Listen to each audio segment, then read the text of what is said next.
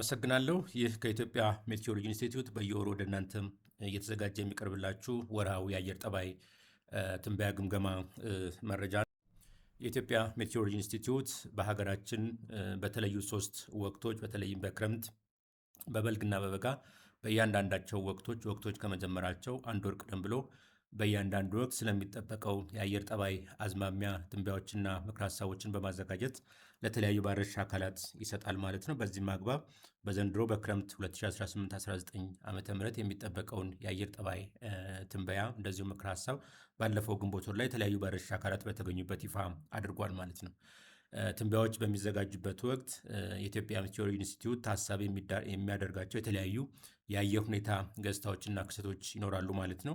ይህም የሚሆንበት ምክንያት የአየር ሁኔታ በአንድ ሀገር በአንድ አህጉር ብቻ የሚወሰን ስላይደለ በከባቢ አየር ውስጥ በውሃ አካላት ላይ በየብስ ላይ የሚፈጠሩ የአየር ሁኔታ ክስተቶች በእኛ ሀገር በክረምትም በበጋም በበልግም የራሳቸው የሆነ አዎንታዊም አሉታዊም ተጽዕኖ ያሳድራሉ ማለት ነው።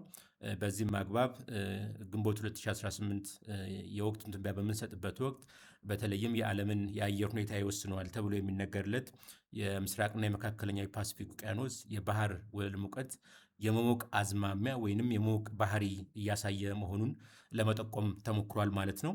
በተለይም የምስራቅና የመካከለኛው የፓሲፊክ ውቅያኖስ በክረምት ወቅት የባህር ወለል ሙቀቱ በሚሞቅበት ወይም ደግሞ የባህር ወለል ሙቀቱ ከ0.5 ዲግሪ ሴልሺየስ በላይ በሚሆንበት ወቅት በእኛ ሀገር የክረምት ዝናብ ተጠቃሚ በሆኑት ከሰሜን ምስራቅና በምስራቅ የሀገራችን አካባቢዎች ላይ የተወሰኑ ደረቅ ሰሞናቶች እንዲበራከቱ ወይንም በወቅቱ በሚኖረው የዝናብ መጠንና ስርጭት አሉታዊ ተጽዕኖ ያሳድራል ማለት ነው።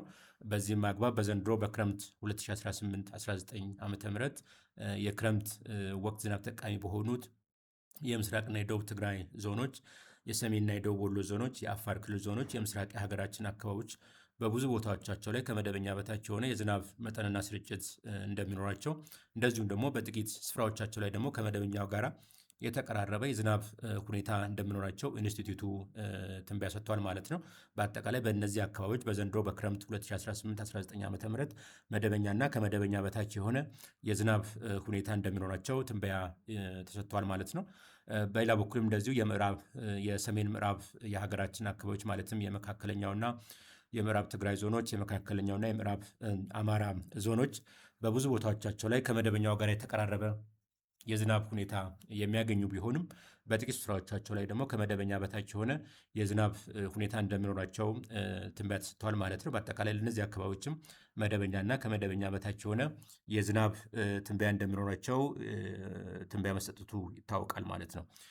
በሌላ በኩል እንደዚሁ የቤኒሻንጉል ጉሙዝ ክልል ዞኖች፣ የምዕራብ ኦሮሚያ ዞኖች፣ የደቡብ ምዕራብ ኢትዮጵያና የጋምቤላ ክልል ዞኖች በብዙ ቦታዎቻቸው ላይ መደበኛና ከመደበኛ በላይ የሆነ የዝናብ መጠንና ስርጭት በዘንድሮ ክረምት እንደሚዘወተርባቸው ትንበያ መሰጠቱ የሚታወቅ ነው ማለት ነው። እንደዚህ በተጨማሪም የመካከለኛው የሀገራችን አካባቢዎች፣ የማዕከላዊ ኢትዮጵያ፣ የሀገራችን ሶማሌ ክልል ሰሜናዊ ክፍል መደበኛና ከመደበኛ በታች የሆነ የዝናብ መጠንና ስርጭት እንደሚኖራቸው ትንበያ መሰጠቱ የሚታወቅ ነው ማለት ነው። በአጠቃላይ የሰሜን ምስራቅና የምስራቅ የሀገራችን አካባቢዎች በዘንድሮ ክረምት መደበኛና ከመደበኛ በታች የሆነ የዝናብ ሁኔታ እንደሚኖራቸው፣ በአንጻሩ ደግሞ የምዕራብና የደቡብ ምዕራብ የሀገራችን አካባቢዎች መደበኛና ከመደበኛ በላይ የሆነ የዝናብ ሁኔታ እንደሚኖራቸው ትንበያ ተሰጥቷል ማለት ነው።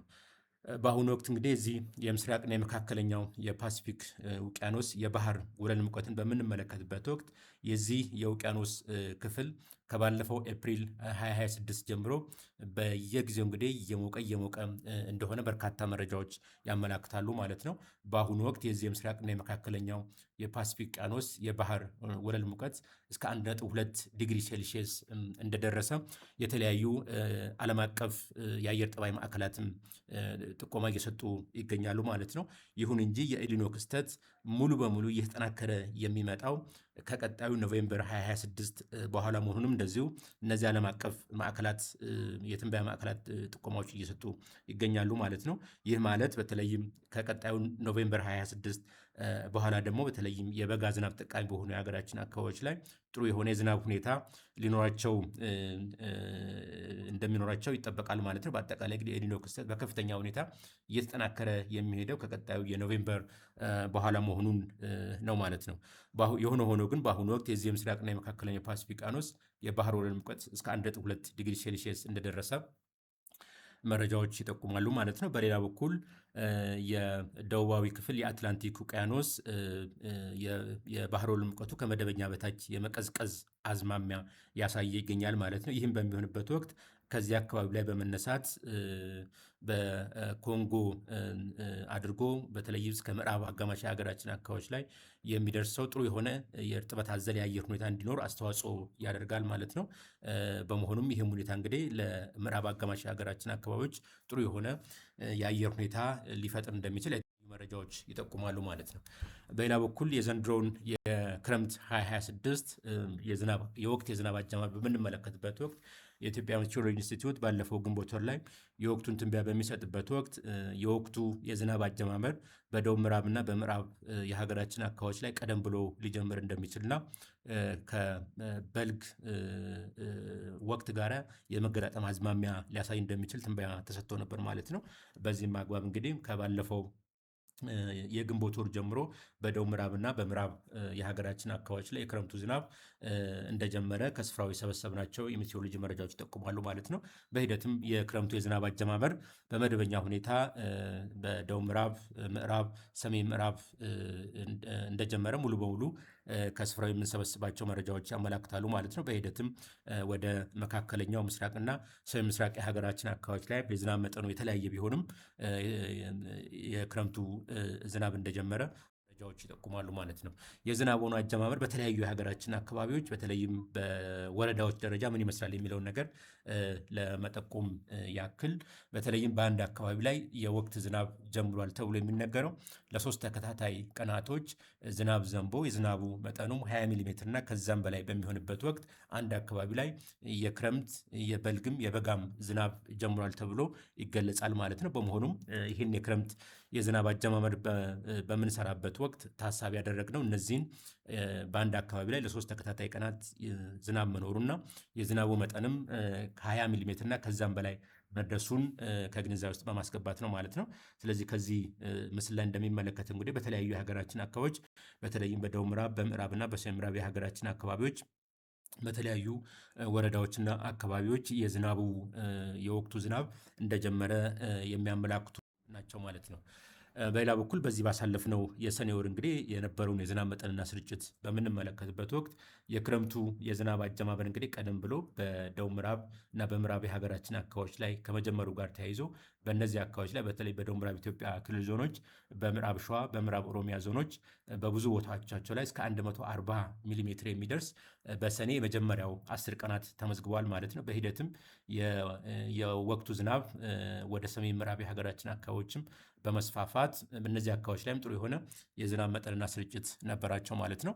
እንደዚሁም በሰኔ ወር ሁለተኛው 10 ቀናትም የነበረውን የዝናብ መጠንና ስርጭት በምንመለከትበት ወቅት የምዕራብና የደቡብ ምዕራብ የሀገራችን አካባቢዎች ላይ እስከ 200 ሚሊ ሜትር የሚደርስ የዝናብ ሁኔታ ነበራቸው ማለት ነው። በሂደትም የዝናብ ሁኔታ በመስፋፋት በመካከለኛውና የምዕራብ አማራ ዞኖች አካባቢዎችም እስከ 50 ሚሊ ሜትር የሚደርስ ዝናብ አግኝተዋል ማለት ነው። እንደዚሁም በማዕከላዊና በምዕራብ ትግራይ ዞኖችም አነስተኛ መጠን ያለው እስከ 10 ሚሊ ሜትር የሚደርስ የዝናብ መጠንና ስርጭት በሰኔ ወር ሁለተኛው 10 ቀናት ዝናብ አግኝተዋል ማለት ነው። በሌላ በኩልም እንደዚሁ የሰኔ ወር የመጨረሻው ሶስተኛው 10 ቀናትን በምንመለከትበት ወቅት በተለይም ለክረምት ዝናብ መፈጠር ምቹ ሁኔታን የሚፈጥሩ የአየር ሁኔታ ክስተቶች ከዕለት ወደ ዕለትም እንደዚሁ እየተጠናከሩ ከመምጣታቸው ጋር ተያይዞ የዝናቡ ሁኔታ በመጠን ቢሆን በስርጭት ረገድ በአብዛኛው የምዕራብ አጋማሽ እና የመካከለኛው የሀገራችን አካባቢዎች ላይ ተስፋፍቶ ተስተውሏል ማለት ነው። በተለይም የምዕራብ ኦሮሚያ ዞኖች፣ የደቡብ ምዕራብ ኢትዮጵያ ክልል ዞኖች እና በማዕከላዊ ወይም በባህር ዳር ዙሪያ አካባቢዎች ላይ እስከ 230 ሚሊ ሜትር የሚደርስ የዝናብ መጠንና ስርጭት ተመዝግቧል ማለት ነው። በአጠቃላይም በሶስቱም የሰኔ 10 ቀናት እንግዲህ ከዕለት ወደ ዕለት የዝናቡ መጠንና ስርጭት እየተስፋፋና እየተጠናከረ መምጣቱን ያመላክታል ማለት ነው። በአንጻሩ ደግሞ የደቡብና የምስራቅ ትግራይ ዞኖች፣ የሰሜንና የደቡብ ወሎ ዞኖችና የአፋር ክልል ዞኖች ደመናማ የአየር ሁኔታ ስር ነበሩ ማለት ነው። በሶስቱም 10 ቀናት እንግዲህ የነበረውን የዝናብ ቀናቶች በምንመለከትበት ወቅት ከዕለት ወደ ዕለት የዝናብ ቀናቶች በተለያዩ የሀገራችን አካባቢዎች ላይ እየተበራከቱና እየተፈጠሩ እንደነበረ ከዛ ውስጥም እንደዚሁ በሰሜን ምዕራብ በምዕራብና በደቡብ ምዕራብ የሀገራችን አካባቢዎች ላይ ጥሩ የሆነ የዝናብ ቀናቶች እንደነበረ ከዚህ ምስል ላይ መመልከት ይቻላል ማለት ነው። በሌላ በኩልም እንግዲህ በዚህ ባሳለፍነው የጁን 2026 42 በሚደርሱ የሀገራችን አካባቢዎች ላይ በ24 ሰዓት ውስጥ ከ30 ሚሜ እስከ 122 ሚሜ እጅግ ከባድ መጠን ያለው ዝናብ ተመዝግቧል ማለት ነው። በተለይም በማሻና አካባቢው በ24 ሰዓት ውስጥ ከ122 ሚሜ እጅግ ከባድ መጠን ያለው ዝናብ ተመዝግቧል። በማሻና አካባቢ በእነዚሁ አካባቢዎች ላይ እንደዚሁ የዝናብ ድግግሞሹ ከባድ መጠን ያለው ዝናብ ድግግሞሹ እስከ 4 ቀናትና ከዛም በላይ እንደነበረ ከስፍራው የሰበሰብነው የሜትሮሎጂ መረጃ ያመላክታል ማለት ነው። እንደዚሁም በተለያዩ የሀገራችን አካባቢዎች ላይ በተለይ በአቦ ሚርጋ በ24 ሰዓት ውስጥ ከ92 ሚሜ እጅግ ከባድ መጠን ያለው ዝናብ ተመዝግቧል ማለት ነው። በአርጆም እንደዚሁ እስከ 42 ሚሜ በ24 ሰዓት ውስጥ ዝናብ ተመዝግቧል። በባህር ዳርና አካባቢው እንደዚሁ እስከ 56 ሚሜ፣ በጋምቤላም እንደዚሁ እስከ 66 ሚሜ ተመዝግቧል ማለት ነው። እንደዚሁም በነጆ እስከ 79 ሚሜ ዝናብ ተመዝግቧል። በነቀምቴም እስከ 54 ሚሜ እጅግ ከባድ መጠን ያለው ዝናብ ተመዝግቧል ማለት ነው። እንደዚሁ በጋምቤላ ክልል በተለያዩ አካባቢዎች እስከ 94 ሚሜ የሚደርስ በ24 ሰዓት ውስጥ ተመዝግቧል ማለት ነው። በአጠቃላይ በዚህ ባሳለፍነው የሰኔ ወር 42 በሚደርሱ የሀገራችን አካባቢዎች ላይ በ24 ሰዓት ውስጥ ከ30 ሚሜ እስከ 122 ሚሜ እጅግ ከባድ መጠን ያለው ዝናብ ተመዝግቧል ማለት ነው። እንግዲህ በአጠቃላይ በዚህ ባሳለፍነው የጁን ወር ወርሃዊ የዝናብ መጠኑ በምንመለከትበት ወቅት ቀደም ብዬ ለመግለጽ እንደሞከርኩት የዝናቡ አጀማመር እንግዲህ ቀደም ብሎ በደቡብ ምዕራብና በምዕራብ የሀገራችን አካባቢዎች ላይ ጀምሯል ማለት ነው። የዝናብ መጠኑ በእነዚህ አካባቢዎች ላይ እስከ 350 ሚሜ የሚደርስ የዝናብ መጠንና ስርጭት በእነዚህ አካባቢዎች ላይ ተመዝግቧል ማለት ነው። በሂደትም የዝናቡ መጠንና ስርጭት ወደ ሰሜን ምዕራብ የሀገራችን አካባቢዎች ላይ ተስፋፍቷል ማለት ነው። እንደዚሁም የመካከለኛውና የምስራቅ የሀገራችን አካባቢዎችም እስከ 40 ሚሜ የሚደርስ የዝናብ መጠንና ስርጭት አግኝቷል ማለት ነው። በዚህ ባሳለፍነው የሰኔ ወር የነበረውን ወርሃዊ የዝናብ ሁኔታ ከረጅም ጊዜ አማካዩ ጋር በምናነጻጽርበት ወቅት በተለይም በምዕራብና በደቡብ ምዕራብ የሀገራችን አካባቢዎች ላይ ጥሩ የሆነ የዝናብ መጠንና ስርጭት እንደነበረው መረዳት ይቻላል ማለት ነው። በአንጻሩ ደግሞ ከጥቂት የደቡብና የምስራቅ ትግራይ ዞኖች፣ የሰሜንና የደቡብ ወሎ ዞኖች እና ከምስራቅ የሀገራችን አካባቢዎች ላይ በዚህ ባሳለፍነው የሰኔ ወር የተመዘገበው የዝናብ መጠንና ስርጭት በተወሰኑ ሚሊሜትሮች ልዩነት እንደነበረው ነው ማለት ነው። በአጠቃላይ ግን በሰኔ ወር የነበረው የዝናብ መጠንና ስርጭት በምዕራብ አጋማሽ የሀገራችን አካባቢዎች ላይ ጥሩ እንደነበረ ላይ መረዳት ይቻላል ማለት ነው። በሚቀጥሉት 10 ቀናትም እንደዚሁ በተለይም ለክረምት ዝናብ መፈጠር ምቹ ሁኔታን የሚፈጥሩ የአየር ሁኔታ ክስተቶች እየተጠናከሩና እየተስፋፉ ሊሄዱ እንደሚችሉ ነው አሃዛዊ የትንበያ መረጃዎች የሚጠቁሙት። በመሆኑም በሚቀጥሉት 10 ቀናት በአብዛኛው የክረምት ዝናብ ተጠቃሚ በሆኑ የሀገራችን አካባቢዎች ላይ ጥሩ የሆነ የዝናብ መጠንና ስርጭት ይኖራቸዋል ማለት ነው። በተለይም የምዕራብ ሸዋ ዞኖች፣ የምዕራብ ኦሮሚያ ዞኖች፣ የደቡብ ምዕራብ ኢትዮጵያ ክልል ዞኖች፣ የማዕከላዊ የአማራ ክልል ዞኖች እና የሰሜን ምዕራብ የሀገራችን አካባቢዎች ላይ በብዙ ቦታዎቻቸው ላይ እስከ 100 ሚሜ የሚደርስ የዝናብ መጠንና ስርጭት በሚቀጥሉት 10 ቀናት ሊስተዋል እንደሚችል ነው ማለት ነው። የክረምቱ የዝናብ ሁኔታ በሚቀጥሉት ቀናት ወደ ሰሜን እና ሰሜን ምስራቅ የሀገራችን አካባቢዎች ላይ እንደሚስፋፋ ይጠበቃል ማለት ነው። እንደዚሁ የምስራቅ የሀገራችን አካባቢዎች ላይ አነስተኛ መጠን ያለው ዝናብ እንደሚኖራቸው ይጠበቃል ማለት ነው። በሌላ በኩልም የኢትዮጵያ ሜትሮሎጂ ኢንስቲትዩት በቀጥለው በሐምሌ 2018 ወይም ደግሞ በአሁን በያዝነው በጁላይ 2026 የሚጠበቀውን ወርሃዊ የዝናብ መረጃና ምክረ ሀሳብ ትንበያ ይፋ አድርጓል ማለት ነው።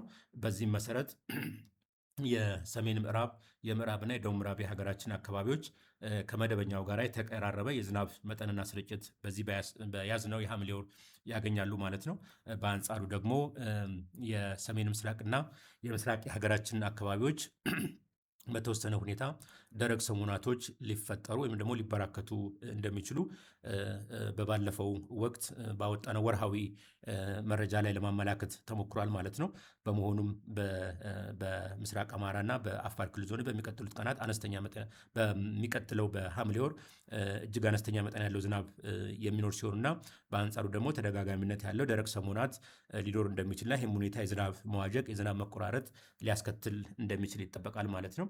ይሁን እንጂ የምዕራብ አጋማሽ የሀገራችን አካባቢዎች ከመደበኛው ጋር የተቀራረበ የዝናብ መጠንና ስርጭት በዚህ በሐምሌ 2018 ዓ.ም ይጠበቃል ማለት ነው።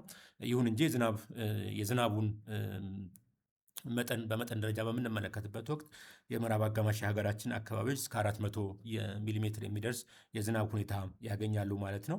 በአንጻሩ የሰሜን ምስራቅ የሀገራችን አካባቢዎች ላይ ደግሞ ከ100 እስከ 150 ሚሊሜትር የሚደርስ አሁን በያዝነው በሐምሌ ወር የዝናብ ሁኔታ ሊኖራቸው እንደሚችል ነው ማለት ነው። በመሆኑም ይህንን ታሳቢ በማድረግ በተለይም በአሁኑ ወቅት እንግዲህ የምስራቅና የመካከለኛ የፓሲፊክ ውቅያኖስ የባህር ወለል ሙቀት በከፍተኛ ሁኔታ ከዕለት ወደ ዕለት እየሞቀ መሆኑን መረጃዎች ያሳያሉ ማለት ነው። በአሁኑ ወቅትም የዚህ የውቅያኖስ ክፍል የባህር ወለል ሙቀቱ እስከ 1.2 ዲግሪ ሴልሲየስ እንደደረሰ መረጃዎች ያመላክታሉ ማለት ነው። ይህም ሁኔታ እንግዲህ በሰሜንና ለሰሜን ምስራቅ የሀገራችን አካባቢዎች ደረቅ ሰሞናቶች እንዲፈጠሩ እንዲበራከቱና የዝናብ መዋዠቅ የማስከተል አቅም ሊኖረው ይችላል ማለት ነው። በመሆኑም የዚህን ተጽዕኖ ለመቋቋም በተለይም በአጭር ጊዜ ተዘርተው ሊደርሱ የሚችሉ አዝርቶችን መጠቀም ያስፈልጋል ማለት ነው። እንደዚሁም ደግሞ የወቅቱን የእርጥበት ሁኔታ የተሰጠውን የቅድመ ማስጠንቀቂያና የትንበያ መረጃን ያገናዘበ አዝርቶችን መርጦ መጠቀም እና መዝራት ያስፈልጋል ማለት ነው። ድርቅ ሊቋቋሙ የሚችሉ በምርምር የተለዩ አዝርቶችን መምረጥ ያስፈልጋል ማለት ነው። እንደዚህም የተለያዩ የአፈርና የውሃ ጥበቃ ስራዎችን ማከናወን ያስፈልጋል ማለት ነው።